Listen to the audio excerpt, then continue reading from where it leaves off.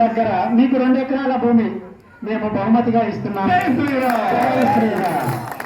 మరొక సూరన్న గారు, మా ఒక రామచంద్ర గారు, వారు హిందీలో మరి ఒక చెప్పారు.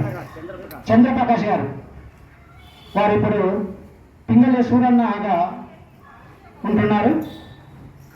జై శ్రీరామ్, జై శ్రీరామ్.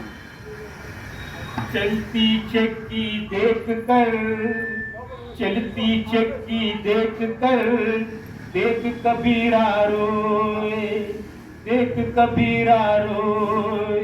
तो पाटन के बीच में साबित बचा न कोई, दो पाटन के बीच में साबित बचा न कोई।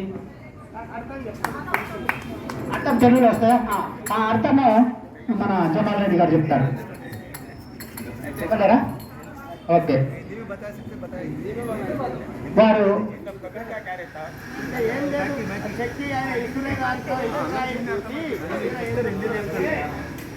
దాంట్లో ఇసురాయిలో మనము ధాన్యం వేసి తిప్పితే అందులో ఆ ధాన్యం అంతా మెదిగి పిండిగా తయారైతుంది.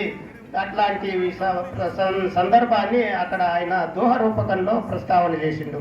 అట్లా మళ్ళీ సందర్భం వచ్చినప్పుడు మళ్ళీ దోహాలు చెప్పుకున్నాం. ఒకటి बड़ा हुआ तो क्या हुआ, जैसे पेड़ खजूर, पंथी को छाया नहीं कि फल लागे अति दूर। అంటే దీని అర్థం ఏంటంటే చాలా పొడుగ్గా ఉంటే ఏమి లాభం లేదు, లాభం పొడుగ్గా ఉందని ఏమన్నా లాభం ఉంది అంటే ఏమి లాభం లేదు. ఏది పేడు ఖజూర్ అంటే ఖజూర చెట్టు కూడా పెరుగుతుంది. చాలా పొడుగుందని మనం సంతోషించాల్సింది ఏమి లేదు. ఆ చెట్టు తత్వం ఏంటంటే పంచీకో ఛాయా నహి పల్ భీ లగే అతి దూర్. ఒక ఏదన్నా పక్షి కూర్చుందాము లేదా ఒక ప్రాణి దాన్ని నీడ కూర్చుందాం అంటే ఆ నీడ ఏమీ ఉండదు, కొంచెం చిన్న నీడ ఉంటుంది, ఏం పెద్ద ఛాయ నీడ ఇవ్వదు ఆ ఖజూరు చెట్టు. తర్వాత పోనీ పండ్లు ఏమన్నా ఉన్నాయా మనం దానితో ఉపయోగపడం చేసుకుందామా అంటే అతి దూరం పైన చాలా ఎత్తున పండ్లు మనకేం లాభం? నా పండ్లతోటి పనికిరాదా చెట్టు, నీడ ఇవ్వదు, ఇక దానితోటి ఉండే లాభం పొడువుగా అని దీని అర్థం అనమాట.